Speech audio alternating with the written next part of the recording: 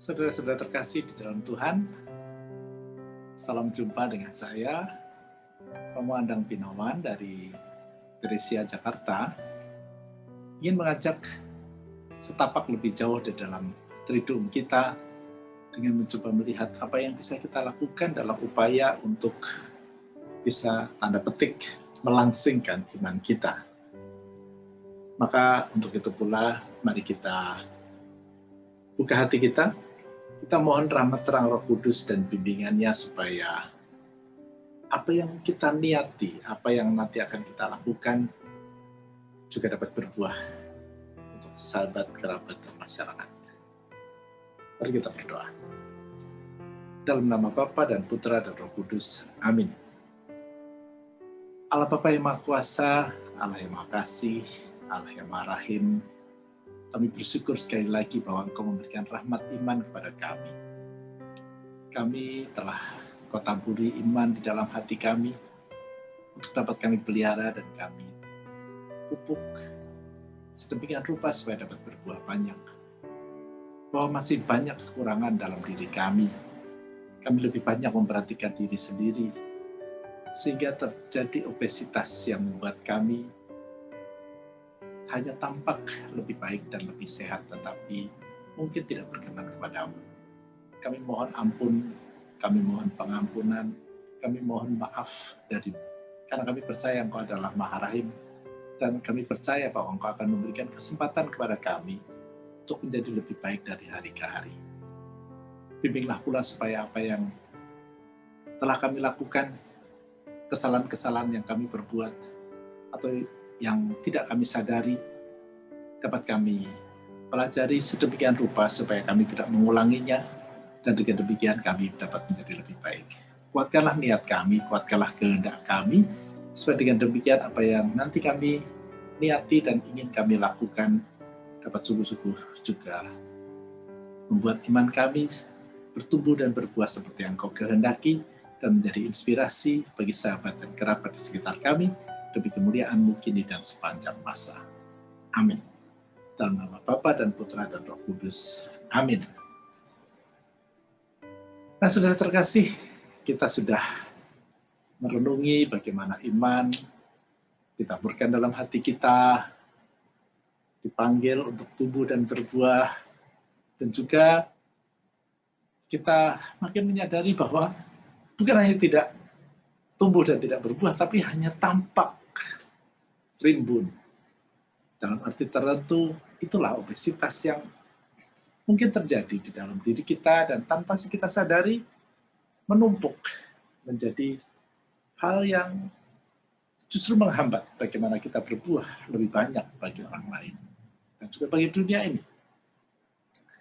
Maka pada hari ketiga ini saya ingin mengajak untuk melakukan sesuatu yang mungkin membuat iman kita bisa menjadi lebih baik. Maka saya akan menawarkan beberapa hal yang mungkin Anda bisa lakukan, baik sendiri-sendiri maupun bersama-sama, baik di dalam keluarga maupun di dalam komunitas, langsung atau tidak langsung. Nah, seperti kemarin saya ingin share screen, supaya dengan demikian kita bisa juga mengikuti hal itu dengan lebih baik. Nah, judul dari sharing saya hari ini memang adalah melangsingkan iman. Tapi mungkin ada yang bertanya-tanya, kok gambarnya layang-layang? Ya, sebenarnya ini ada kaitan sangat erat. Begini, bagi saya, pengalaman waktu kecil menerbangkan layang-layang itu membuat saya belajar banyak juga tentang kehidupan. Salah satunya adalah saya mengibaratkan hidup saya itu seperti layang-layang yang harus terbang tinggi. Tuhan menciptakan saya bukan untuk sekedar menjadi hiasan dinding orang tua saya, tetapi menjadi terbang tinggi, menjadi berkat, menjadi inspirasi, menjadi terang, menjadi garam juga bagi dunia sekitar kita. Nah, untuk bisa terbang itulah saya butuh benang. Benang ini bagi saya adalah iman saya. Benang yang menghubungkan saya dan Tuhan yang menerbangkan saya butuh iman. Tetapi kita tahu, mengapa istilahnya benang bukan tambang? Karena layang-layang hanya butuh benang yang kecil tapi kuat, bukan tambang yang besar. Soalnya kalau itu tambang, malah tidak bisa terbang, bukan? Nah, inilah. Iman bagi saya adalah benang. Kalau ternyata menjadi besar sebagai tambang, itulah agama. Itulah obesitas yang membuat saya tidak bisa terbang menjadi berkat bagi sahabat, kerabat, dan masyarakat. Maka beberapa hal ingin saya coba bagikan. Bagaimana kita tanda petik melangsingkan iman itu. Bukan hanya sekedar sebagai performance, bukan hanya sebagai penampilan, tetapi sungguh-sungguh menjadi sikap di mana kita mau mengikuti kehendak Tuhan. Maka pada dasarnya, pertama-tama saya ingin mengajak melihat 3 hal yang sebenarnya menyarikan apa yang saya katakan 2 hari pertama kemarin. Yang pertama bahwa Allah Bapa itu kita imani sebagai orang Kristiani adalah Allah Bapa yang mau datang untuk kita. Allah yang sungguh dekat dan memanggil kita untuk menjadi sempurna seperti Dia adalah sempurna. Bukan Bapa yang jauh, tapi Bapa yang sungguh menyertai kita. Tapi sekaligus mendidik kita. Nah, Bapa yang datang itulah yang sebenarnya menjadi harapan kita, cita-cita kita untuk membuka hati dan kemudian bersatu dengan Bapa. Bukankah seperti yang kemarin saya katakan, seperti Yesus, satu-satunya cita-cita atau makanannya sehari-hari adalah melaksanakan kehendak Bapa. Datanglah kerajaanmu, jadilah kehendakmu. Itu cita-cita Kristiani sebenarnya. Dan kemudian di dalam hidup diterjemahkan sebagai panggilan untuk bertumbuh dan berbuah. Maka kalau bersatu dengan Bapa adalah dimensi vertikal hubungan kita dengan Tuhan, maka dimensi horizontal adalah bertumbuh dan berbuah. Membagikan pengalaman sukacita itu kepada sesama dan juga kepada dunia. Kepada dunia itu berarti juga tentunya kepada alam raya ini. Nah, 3 hal itu perlu kita pegang lebih dahulu, supaya dengan demikian kita nanti bisa mengukur apa yang kira-kira bisa kita lakukan. Apa yang tadi saya katakan, Allah yang datang, Allah yang mau masuk dalam hati kita, dan kita mau membuka hati, itulah yang tercermin di dalam gambar yang suka atau sering kita lihat. Yaitu Yesus sedang mengetuk pintu. Memang gambar ini mungkin bagi para ibu bapak, saudara-saudara yang kadang-kadang mengikuti seminar saya, hampir selalu muncul. Ini gambar favorit saya. Bukan apa-apa, ini adalah sebenarnya sikap iman yang paling pokok bagi kita. Bukan sekedar khayalan pelukisnya, tetapi ini berdasarkan apa yang ada di dalam kitab suci, refleksi Santo Yohanes di dalam kitab Wahyu. Ketika dikatakan, lihatlah aku berdiri di muka pintu dan mengetuk. Jikalau ada orang yang mendengar suaraku dan membukakan pintu, aku akan masuk mendapatkannya, dan aku akan makan bersama-sama dengan dia, dan ia bersama-sama dengan aku. Itulah tadi, cita-cita kita adalah makan bersama-sama dengan Tuhan. Ada kebahagiaan. Tuhan itu dekat. Tuhan itu bukan yang jauh, tapi Dia bahkan mengetuk hati kita. Mengapa ini saya katakan? Justru untuk bisa mendengarkan ketukan Tuhan, maka pintunya harus tipis, bukan? Itulah yang langsing. Kita juga bisa membuka pintu, karena pintunya cukup fleksibel. Bukan pintu yang kaku, pintu yang berat. Obesitas adalah pintu hati kita yang terlalu tebal, yang terlalu berat untuk dibuka. Nah, perumpamaan ini bagi saya menjadi sesuatu yang sangat inspiratif. Sehingga kita bisa dalam arti tertentu juga melakukan apa yang bisa kita lakukan supaya pintu ini menjadi lebih tipis tetapi kuat, sehingga kita bisa mendengarkan ketukan Tuhan, apapun bentuknya, Dan sesudah itu kita membukakan pintu.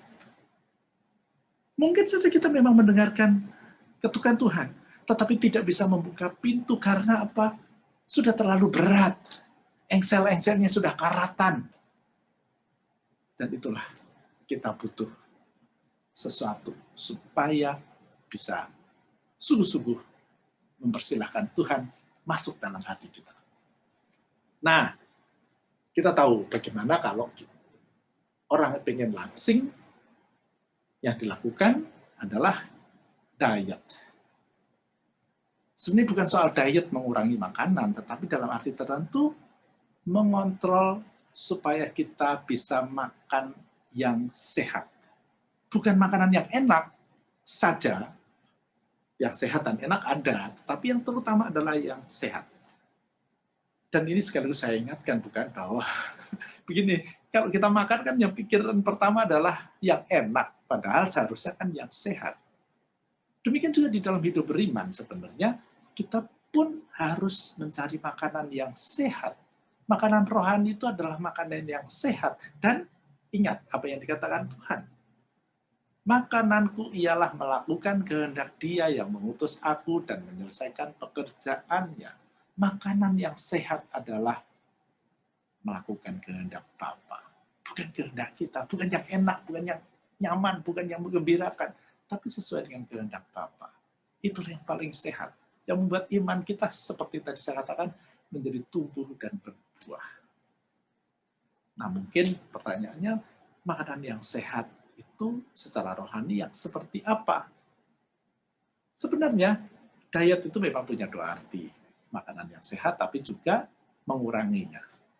Nah, pertama-tama terkait dengan mengurangi, bukankah kita tahu bahwa kita juga punya tradisi pantang dan puasa yang sebentar lagi kita lakukan setelah Rabu Abu sampai nanti Jumat Agung. Pantang dan puasa. Tetapi orang sering salah menghayati. Pantang dan puasa seolah-olah hanya kewajiban. Yes, pokoknya tidak makan yang pakai garam, tidak merokok. Puasa, mungkin ada yang lupa, bukan? Puasa itu berapa hari? Dua kali, bukan? Ringan banget. Tapi kadang-kadang orang hanya mengira bahwa, yes, pokoknya puasa, pokoknya pantang. Tidak tahu spiritnya di mana. Nah, disinilah. Sebenarnya pantang dan puasa, kalau Anda mau lakukan, tidak hanya pada waktu masa Prapaskah, tapi juga selanjutnya.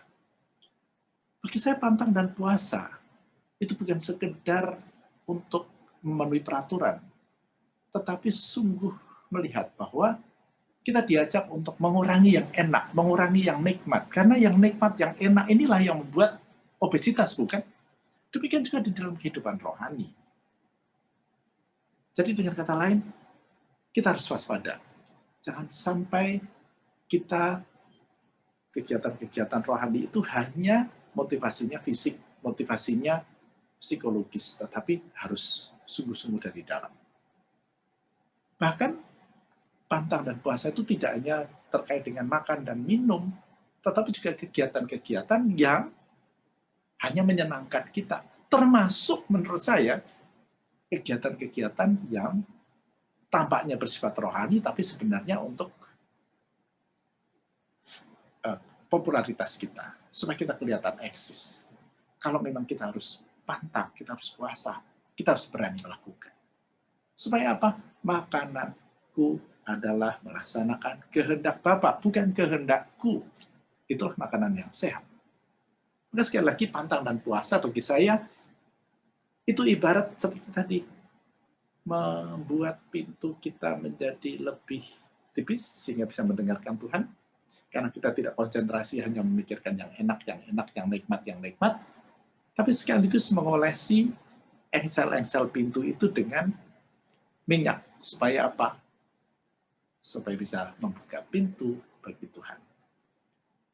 Mengolesinya bagaimana? Ya tadi dengan segala macam kegiatan selama masa Prapaskah. Sekaligus dengan makanan yang sehat. Nah, makanan yang sehat itu seperti apa? Tentu saja diet tidak berarti bahwa puasa total. Diet adalah makan tapi proporsional, tapi sekaligus tahu apa yang paling dibutuhkan. Maka jangan lupa bahwa kita pun harus tetap memberikan makanan rohani, tetapi di sini saya berikan catatan dengan motivasi dan penghayatan yang tepat. Karena yang membuat obesitas itu kalau tidak hati-hati adalah motivasi atau niat kita yang salah. Sehingga kegiatan-kegiatan rohani tidak memperdalam iman kita, tapi justru mempertebal ego kita, entah ego fisik maupun ego psikologis. Karena kita mau mencari yang menggembirakan, yang membuat kita populer, yang membuat kita diakui orang. Nah, itu salah. Itu motivasi yang menurut saya menyimpang. Maka memberi makanan rohani dengan menerima sakramen, itu tentu saja bagus. Tapi sekali lagi dengan penghayatan yang tepat, jangan hanya karena kewajiban. Menerima tubuh Kristus adalah bersatu dengan Tuhan. Dan kemudian membagikan kasih itu kepada orang lain. Mengapa Ekaristi disebut misa? Ekaristi syukur, misa adalah ketika diutus. Jadi kita harus mengutus diri sendiri, karena memang sudah menerima kasih Tuhan, bagi orang lain. Itu salah satu contoh bagaimana menghayati Ekaristi. Demikian juga sakramen tobat. Yang pokok bukan sekedar kewajiban, tetapi bagaimana saya bertobat, dan kemudian mewujudkan pertobatan itu di dalam hidup kita.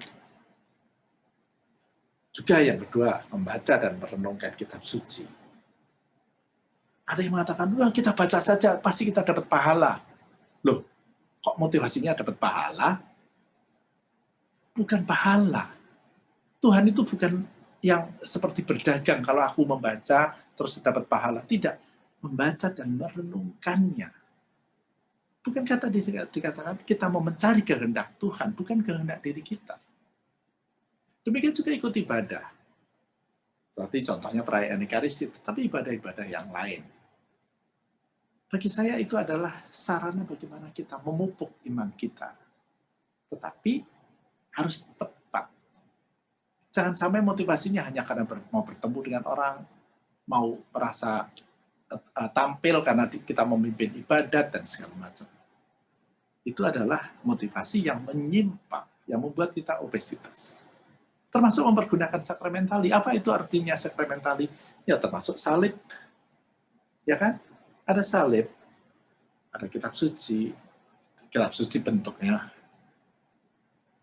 bukan isinya, tetapi bukunya sendiri pada dasarnya adalah sakramentali yang harus dihormati. Rosario itu adalah sakramentali pada dasarnya. Bagaimana kita memanfaatkan sakramentali adalah benda-benda yang membuat kita ingat dan sekaligus merasa dekat dengan Tuhan. Tuhan menyertai kita. Kita harus memakainya bukan sebagai jimat. Jadi kalau misalnya kita mempunyai rosario, kita bawa kemana-mana, itu penting.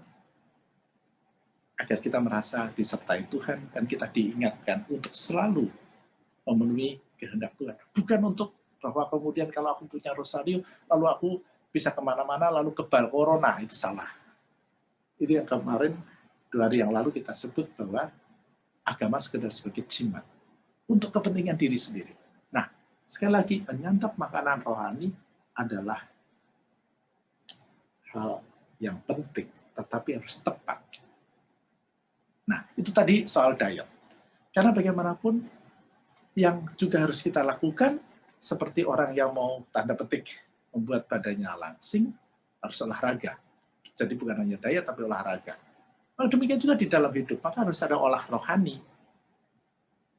Olah rohani itu banyak sekali yang bisa dilakukan, supaya kita bisa sungguh-sungguh seperti tadi mendapatkan makanan yang paling pokok, yaitu mendengarkan kehendak Tuhan dan kemudian melaksanakannya. Beberapa contoh yang mau saya sebut terkait dengan olah rohani sebagai contoh, tentu saja berdoa. Tapi berdoa dengan benar. Loh, mengapa berdoa dengan, apakah kita sering berdoa tidak benar? Bukankah 2 hari yang lalu atau kemarin saya memberikan contoh bahwa berdoa itu kadang-kadang salah karena fokusnya diri sendiri, padahal berdoa itu kan harusnya fokusnya pada Tuhan, mendengarkan Tuhan, berdoa dengan benar. Di dalam Matius bab 6, Tuhan memberikan beberapa pedoman bagaimana kita berdoa. Salah satunya adalah ini. Jika engkau berdoa, masuklah ke dalam kamarmu, tutuplah pintu dan berdoalah kepada Bapamu yang ada di tempat tersembunyi. Maka Bapamu yang melihat yang tersembunyi akan membalasnya kepadamu.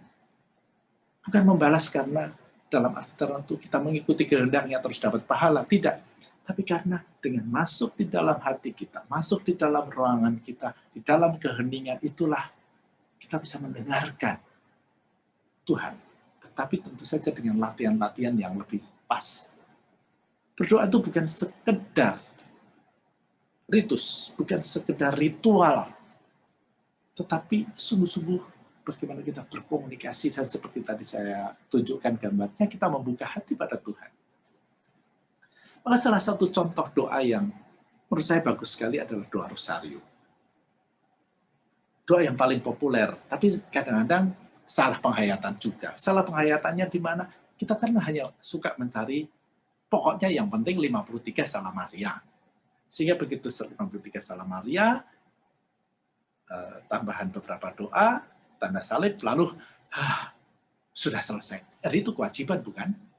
Nah, kalau itu hanya kewajiban, berarti bukan untuk Tuhan, tapi untuk diri sendiri. Doa rosario adalah doa di mana kita belajar seperti Maria, membuka hati. Dengan berulang-ulang mendaraskan Salam Maria, kita menjadi lebih hening. Itulah olah rohani. Jadi dengan kata lain, mengucapkan Salam Maria itu jangan cepat-cepat, tapi harus dihayati, diresapkan. Dan kalau toh misalnya nih berdoa sendiri, baru ke 30 kali kita tertidur, ya sudah tertidur. Tetapi kita yang paling penting adalah mencoba menghayatinya pelan-pelan. Seperti Bunda Maria. Itu akan ada keterbukaan dan keheningan di mana kita makin lebih peka kepada kehendak Tuhan. Jadi berdoa yang benar, itu adalah olah rohani. Yesus memberikan contoh, bukan, kalau berdoa di tempat yang hening. Demikian juga sikap-sikap doa kita. Itu adalah membantu kita, bukan demi Tuhan. Oh, saya menyembah, lalu Tuhan akan senang, lalu kita dapat pahala. Tidak. Menyembah adalah membuat hati kita merasa sungguh-sungguh bisa menghadapkan diri pada Tuhan. Yang lain. Nah, ini mungkin istilah yang asing atau sebagian dari Anda belum pernah mendengar, karena ini adalah tradisi dari kami, dari Serikat Yesus, yang mengajak umat untuk yang namanya eksamen konsiensi. Eksamen konsiensi itu bahasa Indonesia sebenarnya adalah menimbang kesadaran dan nurani kita. Apa yang dilakukan? Biasanya kami melakukannya siang sebelum makan siang dan malam sebelum tidur. Itu adalah melihat pengalaman setengah hari ini di dalam cahaya kehendak Tuhan. Ada 5 tahap.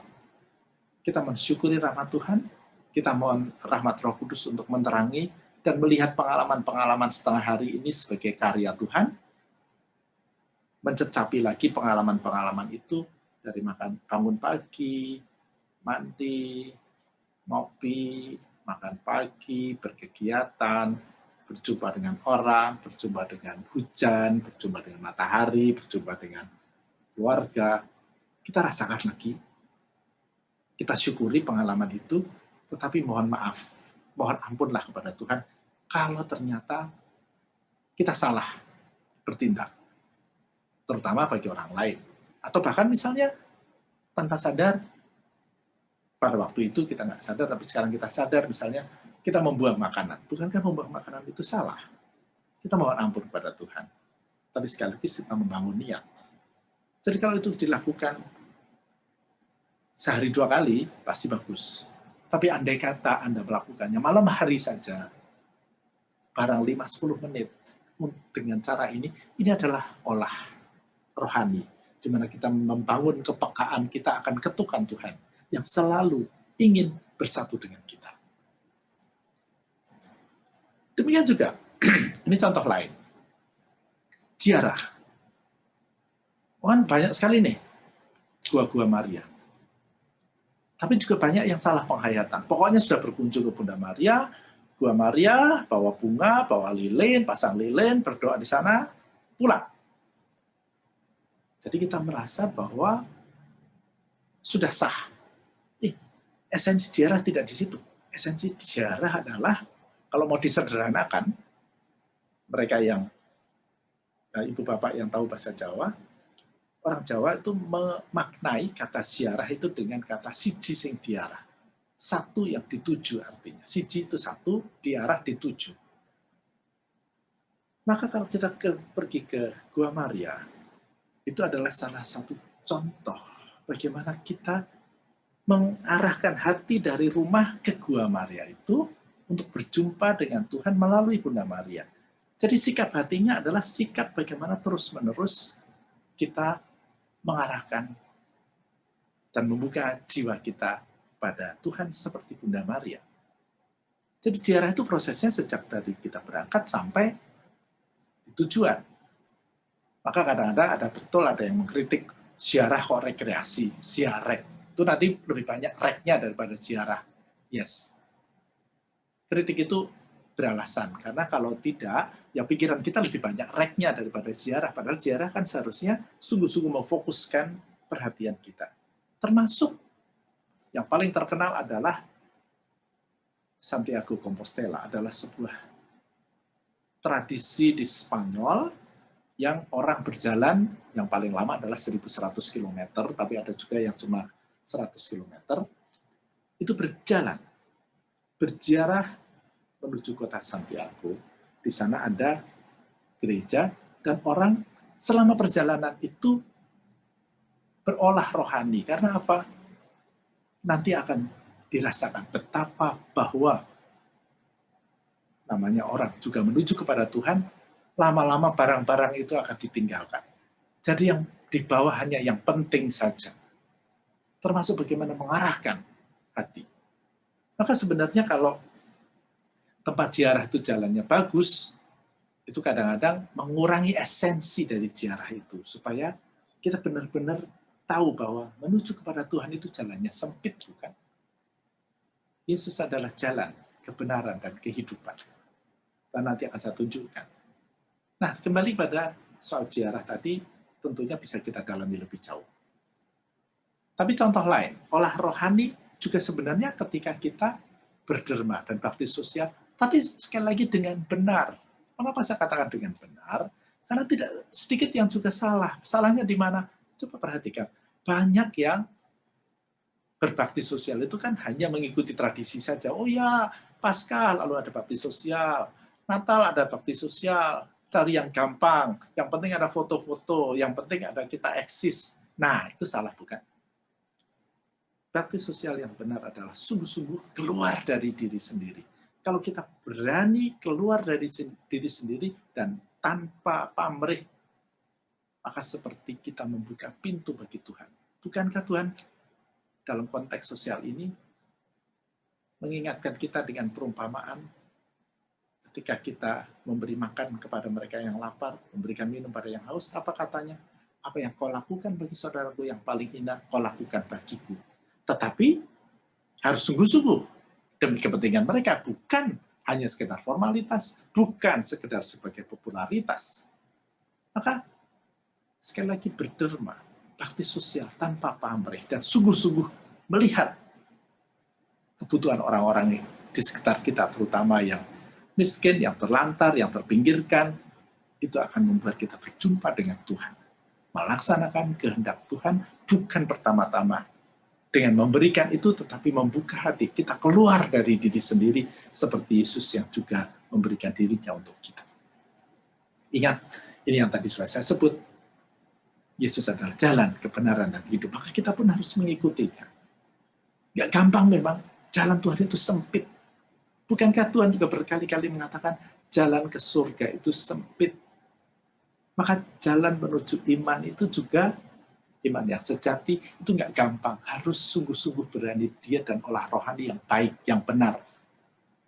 Maka disitulah kita membutuhkan yang namanya sekali lagi discernment, atau discernment itu dalam bahasa Indonesia adalah sungguh-sungguh memilah dan kemudian memilih. kita mencermati suatu perkara dengan kacamata iman, kacamata kehendak Tuhan, memilah-milahnya, dan kemudian memilih supaya kita sampai kepada apa yang dikehendaki Tuhan. Yesus adalah guru dan Tuhan. Kita sebut guru karena dia mendidik kita. Dan mendidik itu berarti, sekali lagi, juga menantang dengan hal-hal yang sulit. Maka pada dasarnya, saudara terkasih, kita bisa mengikuti Tuhan sebagai guru kalau kita juga berani olah rohani dengan tanda petik memilah-milah mana yang kepentingan rohani, mana yang kepentingan jasmani, mana yang kepentingan hanya sekedar kepentingan batin kita. Disitulah kita akan sungguh-sungguh sampai kepada Tuhan. Nah, terakhir sedikit sharing saja. Bagaimana dengan pandemi ini? Apakah pandemi ini juga memperkaya iman kita?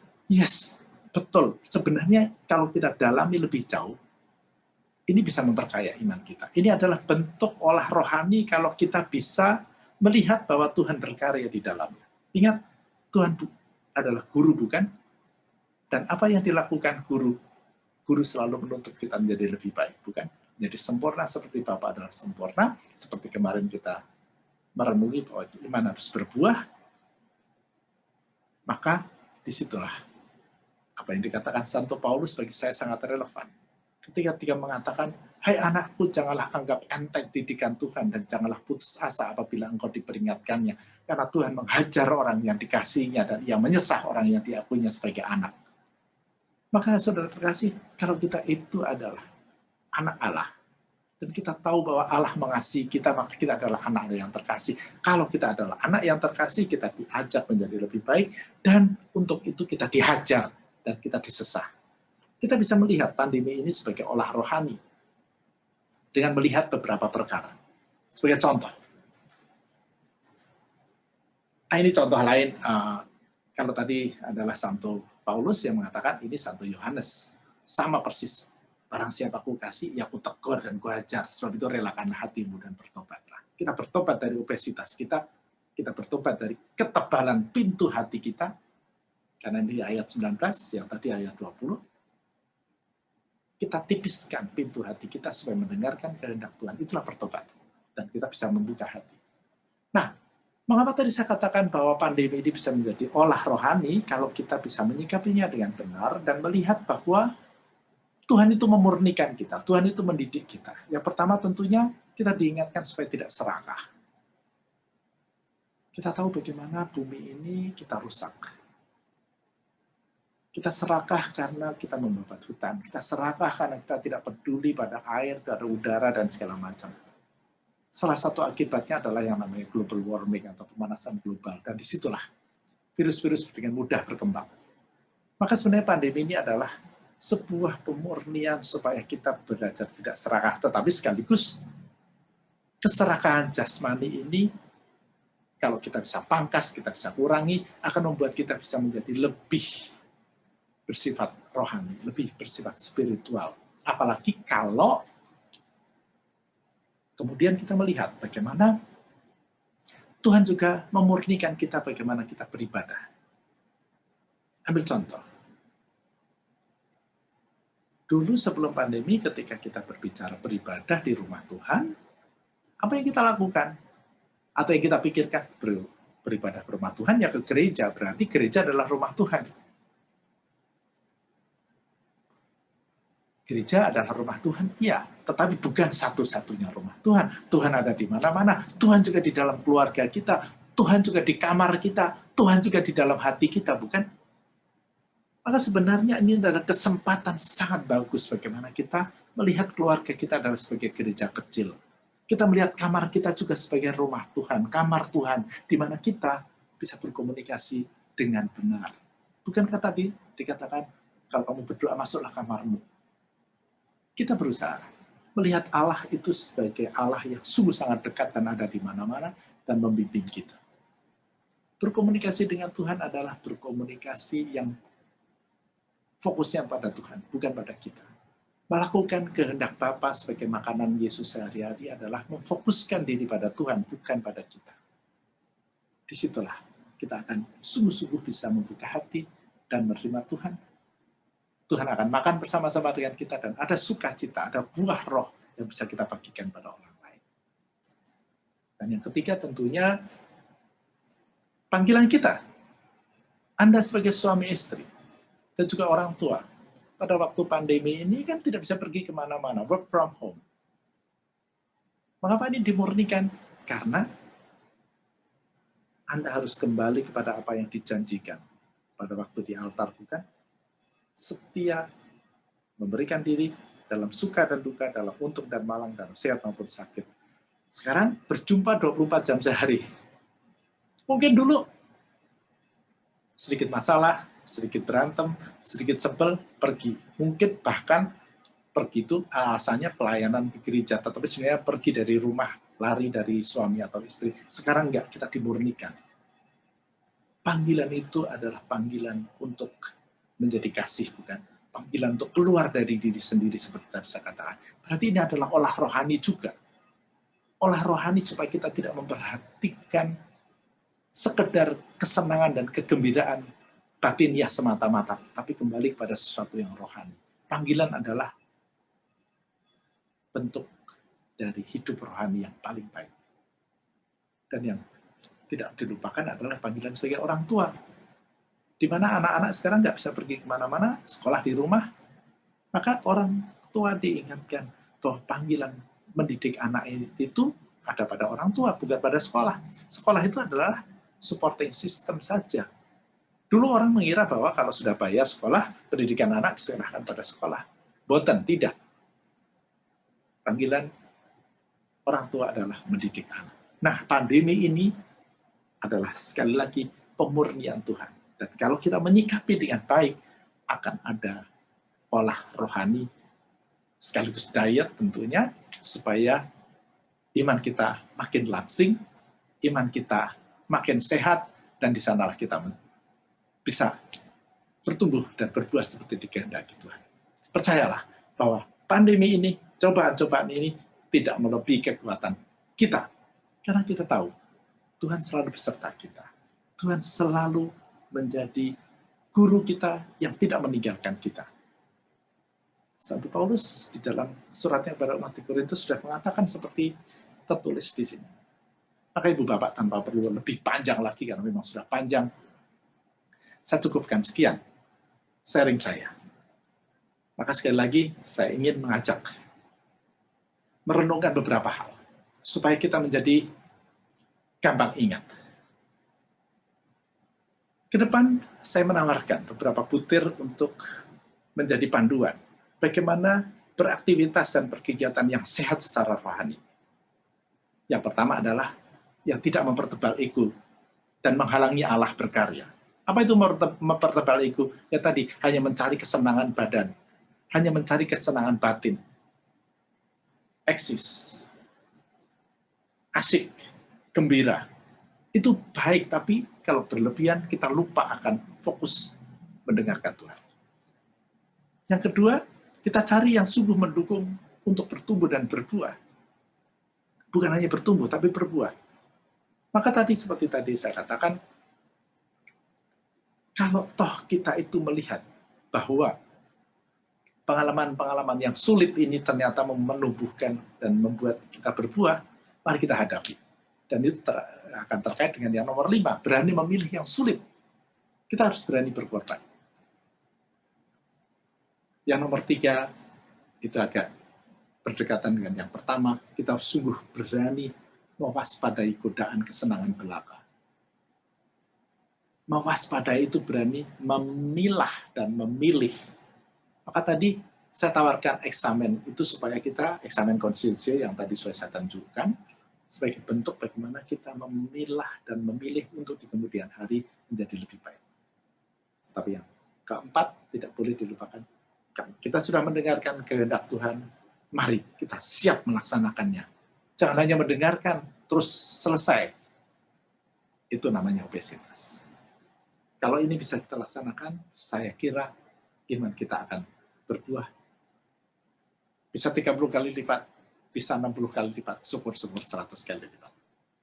Maka Ibu Bapak, para saudara terkasih, untuk hari ini saya ingin mengajak merenungi 3 hal ini saja. Apa saja sih yang bisa aku buat setidaknya sampai Paskah nanti untuk melangsingkan imanku? Ini niat deh, niat. Supaya nanti Prapaskah ini menjadi sesuatu yang lebih bermakna. Syukur-syukur nanti bisa ditindaklanjuti setelah Paskah. Tapi setidak-tidaknya sekarang sampai Paskah dulu deh. Nah, dukungan apa yang diharapkan dari teman-teman dan keluarga? Dukungan mereka, nanti kita bisa sharingkan. Tetapi sekaligus yang nomor 3, bagaimana aku mendukung mereka dan aku mengajak keluarga orang di sekitarku untuk tanda petik bertobat, untuk melangsingkan iman, supaya kita bisa mendengarkan dan melaksanakan kehendak Tuhan. Ibu Bapak, itu saja dulu. Sampai berjumpa nanti malam. Kita berbincang-bincang lebih dalam. Dan semoga apa yang bisa kita renungkan dapat sungguh-sungguh melangsingkan iman kita dan kita memuji Tuhan dengan hidup kita. Amin. Tuhan memberkati.